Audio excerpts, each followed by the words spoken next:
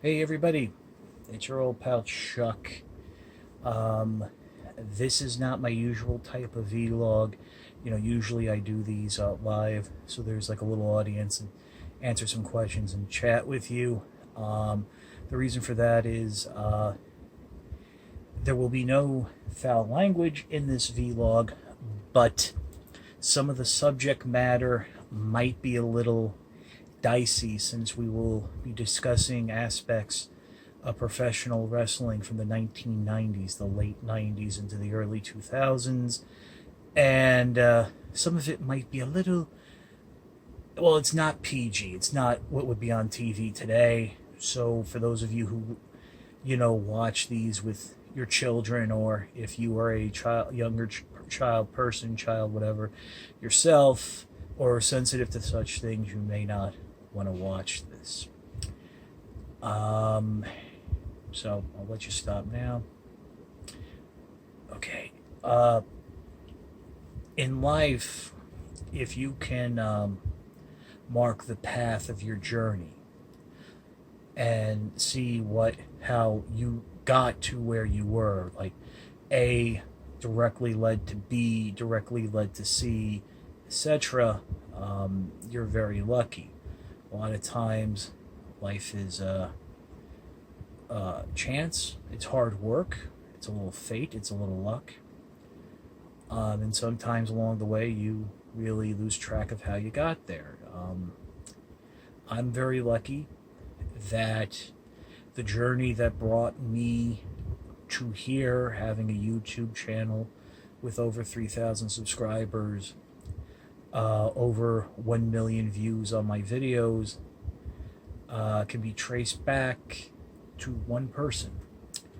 And that person's name was Chris Hyatte.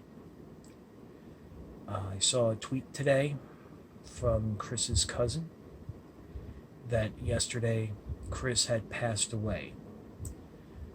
Chris was a syndicated columnist in the late 90s, early to mid 2000s. He was part of something called the IWC, Internet Wrestling Community. It somewhat still exists today, but is nowhere near what it used to be.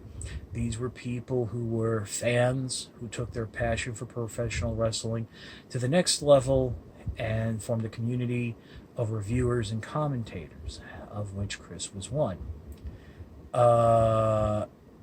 Whereas most of the writers follow the nonconformist, non-traditional, edgy, whatever man style of the 1990s,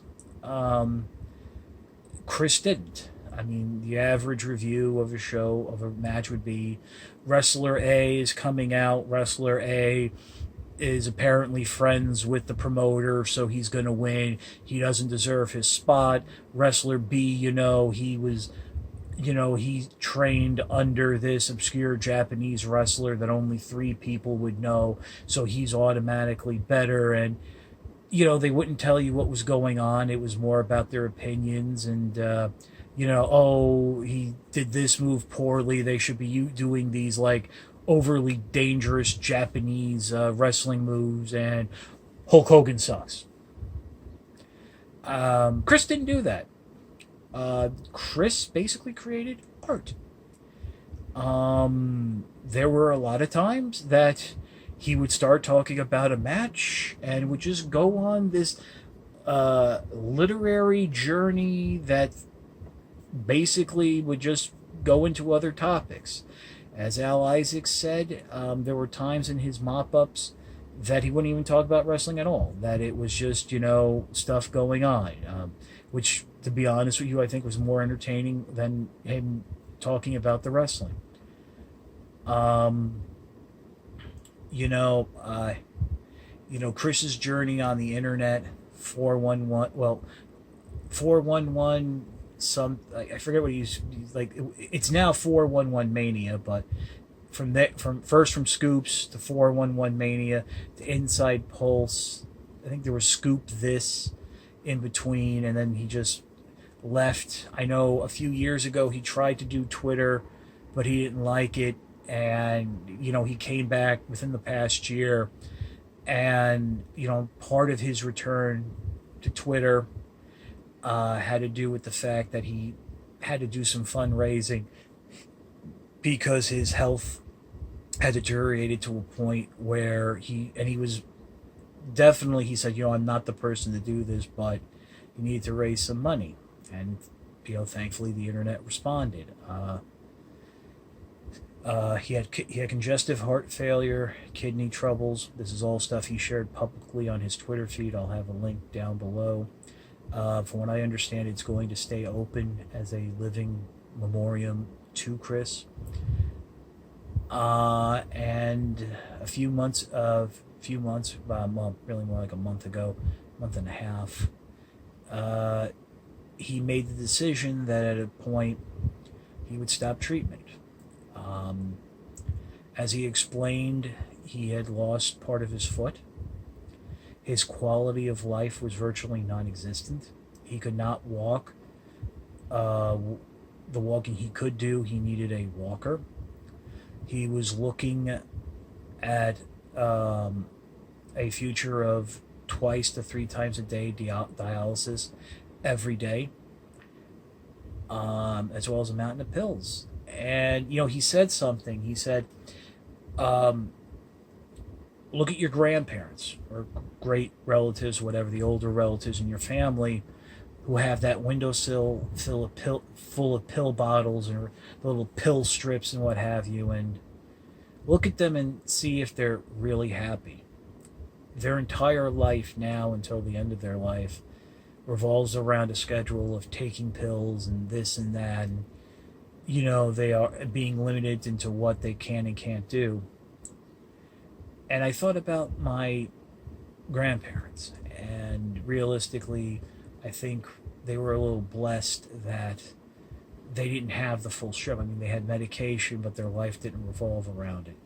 I mean, my grandmother, maybe a little more so, because towards the end she had to get her chemo treatments, and she had the problem where she had to spread her pills out because one conflicted with the other. But I understood his point. Now, as a Catholic, I know choosing to die, willing to die, suicide is frowned upon. But I also believe there is a bit of nobility to choosing how you're going to go. Making the decision that you're not going to allow yourself to fall apart and deteriorate further, and go out on your terms. And that's what he did. He was surrounded by his family. His last post was, as of today, this recording, 6 days ago. So I think he started entering the last days soon thereafter, because his cousin put the post up on Twitter announcing his death. But up until that end, he was himself. He was sarcastic, witty, abrasive, offensive. As he said many times, the mop-ups, the and other things, his non-wrestling work really wouldn't fly today. Making jokes about Pat Patterson, an openly gay professional wrestler, probably would be a little offensive. He used to have a bounty on Tony Schiavone, WCW commentator's daughter's life. That would certainly not work.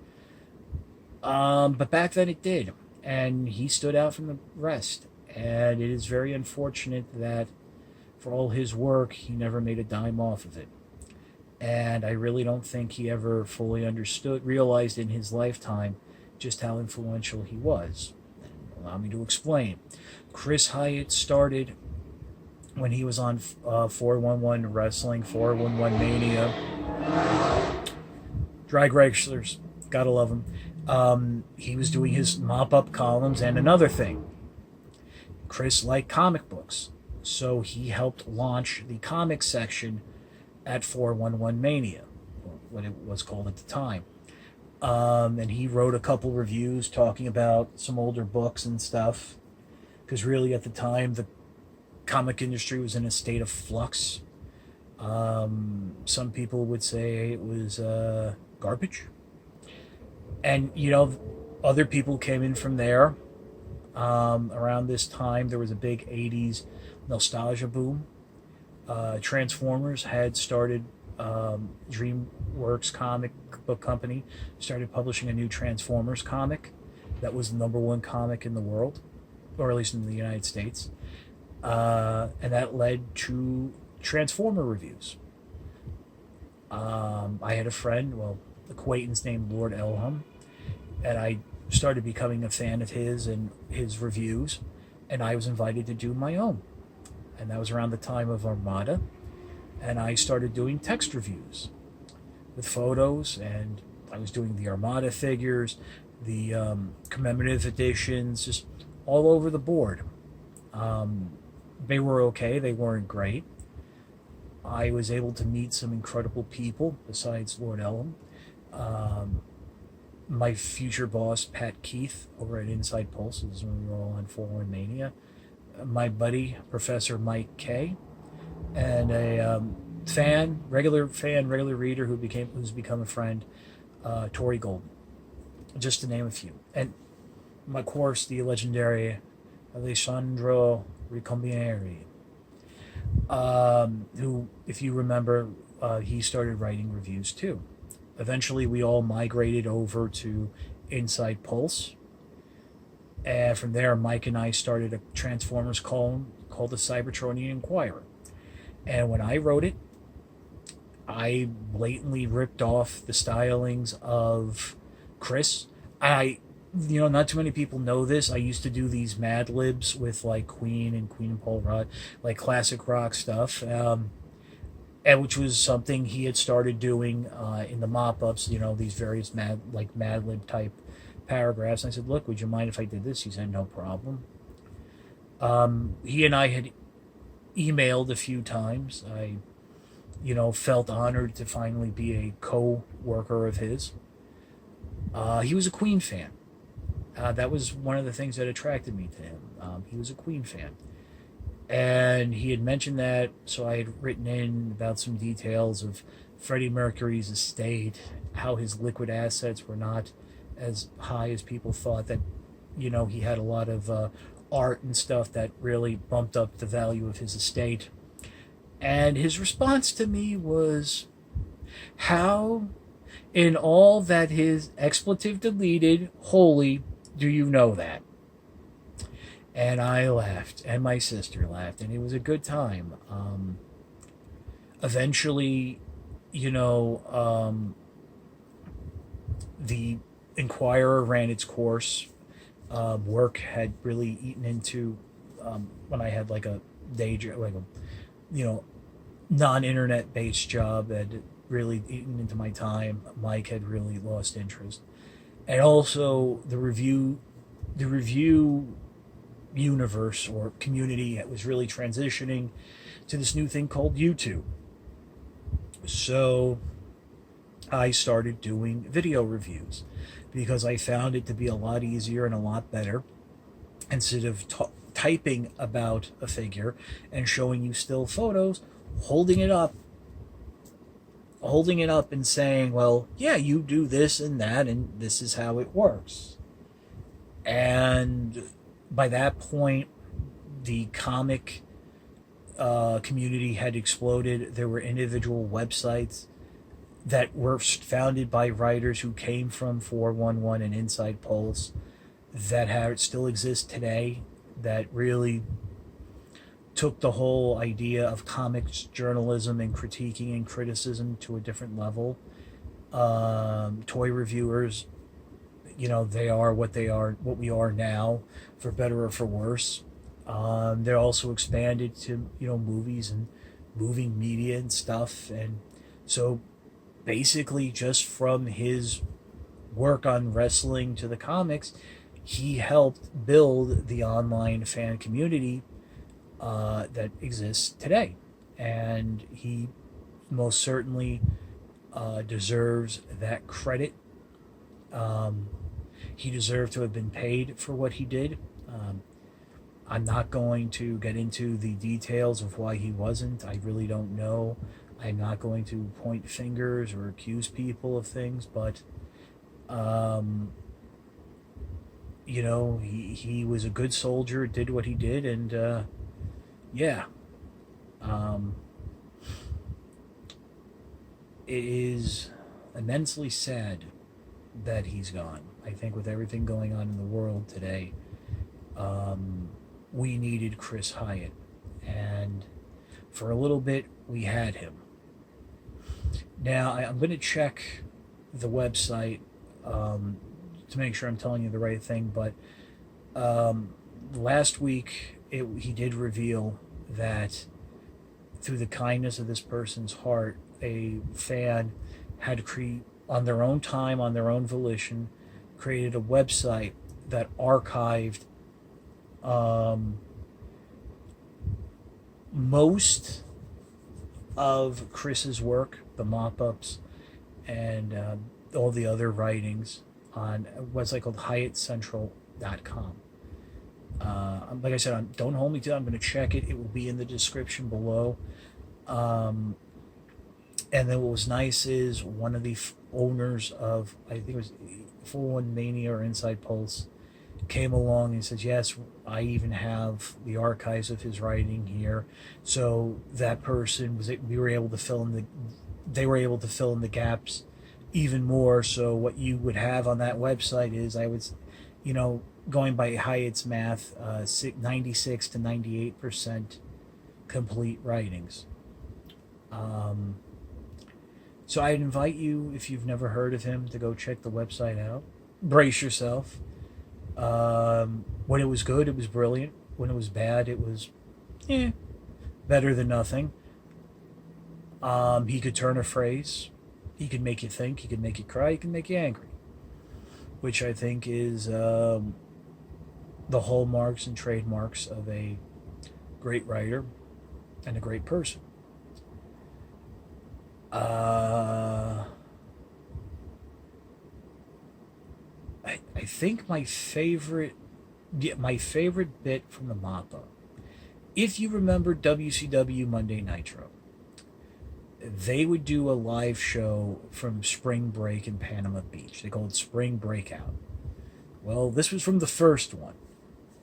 Now, if you remember, Nitro, WCW had the Nitro Girls that were led by one Kimberly Page, the wife at the time of professional wrestler Diamond Dallas Page. Now, the girls came out for their little dance routine, and they were wearing the grass skirts and tropical print bikini tops with floral headbands. I don't know if she did this on purpose or it was a happy accident, but Kimberly's top was secured in such a way that with every movement she bounced. And she clearly was aware it was going on because she started playing up to it, especially at the end of the bit when she's moving towards the camera. Chris is talking about this and he's typing and all the dance routines going on and wait, oh my, they're jiggly. It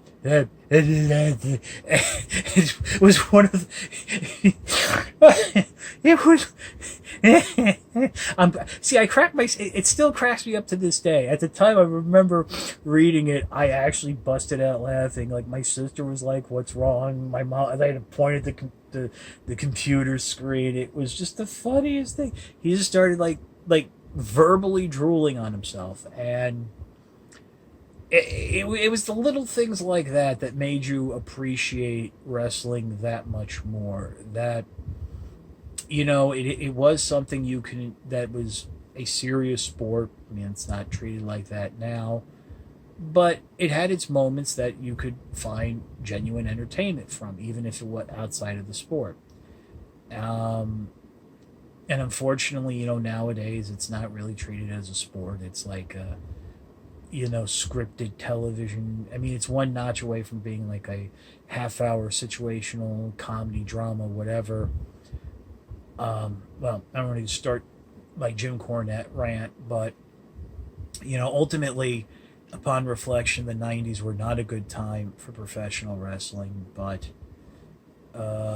Hyatte made it that much better. As I mentioned, he was a Queen fan, and one of his favorite songs was "Give Me the Prize," which was a album track off of a Kind of Magic album. It was also featured in the movie Highlander. It was the theme of the villain Kurgan, played by Clancy Brown. But there's another Queen song that, when stuff like this happens, I often think of. It was called "These Are the Days of Our Lives." The video was Freddie Mercury's final performance on film. I think it was actually started off as a Roger Taylor song, but it was clearly, if you watch the video, it was Freddie's goodbye. And there's a line in the song: "Those were the days of our lives. The bad things in life were so few. Those days are all gone now, but one thing's still true.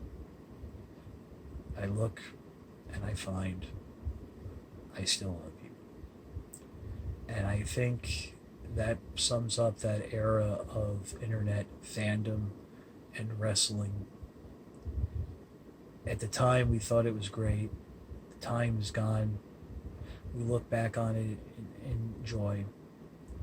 I am so glad I found Chris in the last days on Twitter. And I hope for all of you watching this, you'll share this video if you appreciate my work, so people know where I came from, where I got the idea to do what I did. And I invite you all, as I said, go check out some of Chris's work. And yeah, that's about it. Chris Gordeau, and I hope I'm saying his last name right, passed away on Friday. To his family, I offer you my deepest condolences. I wish you peace. But Chris Hyatte will live on forever. He will live on in the hearts of his fans. He will live on every time that somebody says something slightly off color and off kilter about a wrestling personality, or has a very, very unique take on something in the world. So if I may, dear God, I ask that you welcome Chris into your kingdom. His suffering is at an end, and I ask for your blessings upon his family, his friends, and those in the time of need. And I ask for your continued blessings and prayers for all of us here through what has been a remarkably difficult time in our lives. Be gentle with Chris, and take everything he says with a grain of salt. All right, friends. I will see you when I see you. Thank you for watching, and have a good day.